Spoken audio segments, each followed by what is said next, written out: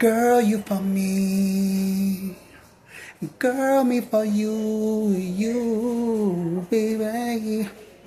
I don't care what people might say. No, no, no, no, no, no, no, baby. Asking I'll do just for you, baby. I don't care what people might say. That was a good era right there. That was a real good era. That was a good era. I gotta make sure that I'm not.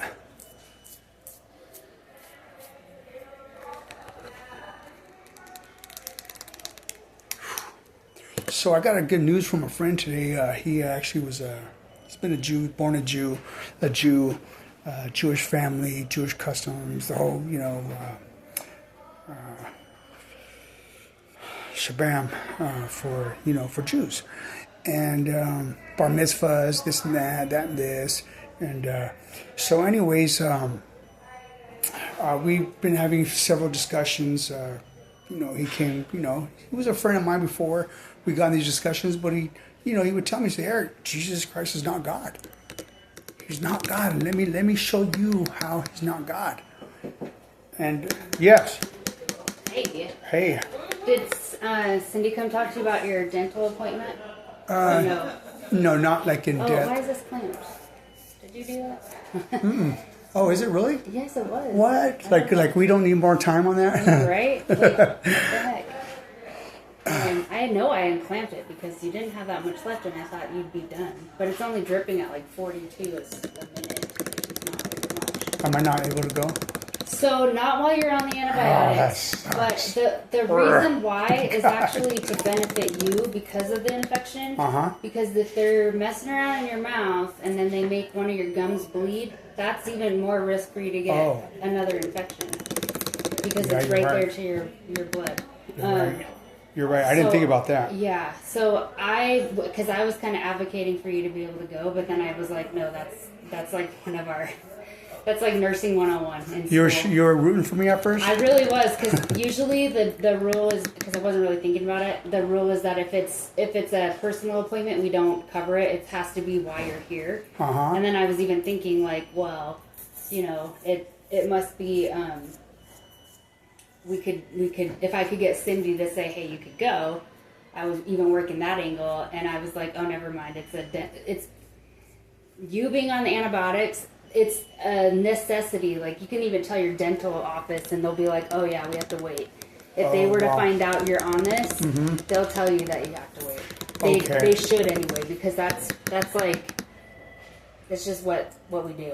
It's part of like, it makes sense. That makes sense. Like that you put it like that. Yeah, that makes total sense. Like, even if they nick you, like that's just another entrance for more infection or bacteria to get into your bloodstream, which we don't want right now. Exactly. So as soon as you're done with this, you can definitely keep the appointment. Okay. But if there is any concerns, we do have a dentist that we can, we have an in-house. I don't know when he comes, but.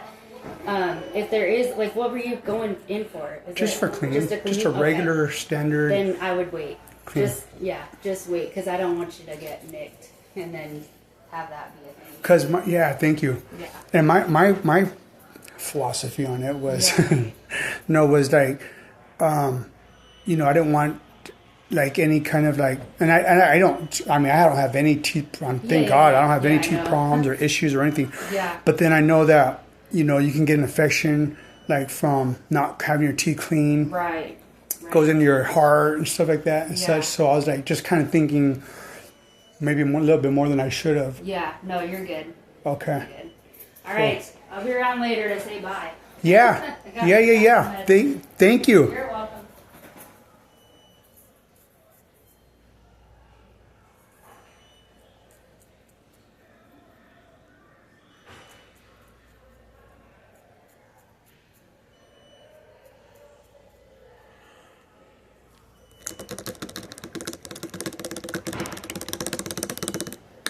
See, that debate right there was fitting. It was understandable. It was, and it was, incredible. And that's the thing about, is Jesus Christ credible for what he said? Is he credible? Is he credible? I mean, Jesus Christ died, buried, and was resurrected. And there's over 400 witnesses that witnessed Jesus Christ alive after he died and was buried. That is that's credible right there. I mean, he raised the dead. He healed the sick. But the most is that he claimed, to be, no one could come to the Father except through him. And in John 10, him and the Father are one. They're one.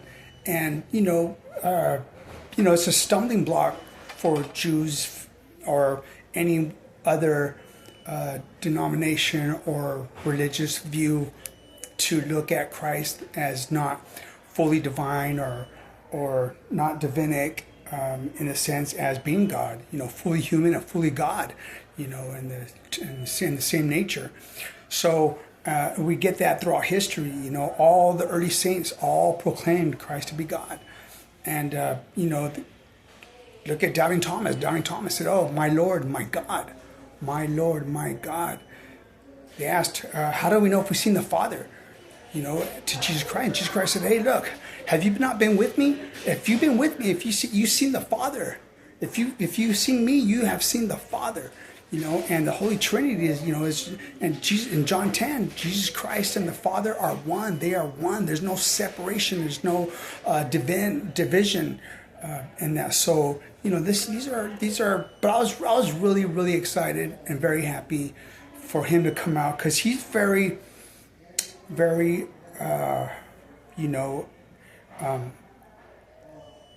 admitting to what he believes. If he believes that if he's professing it, then that's the way it is.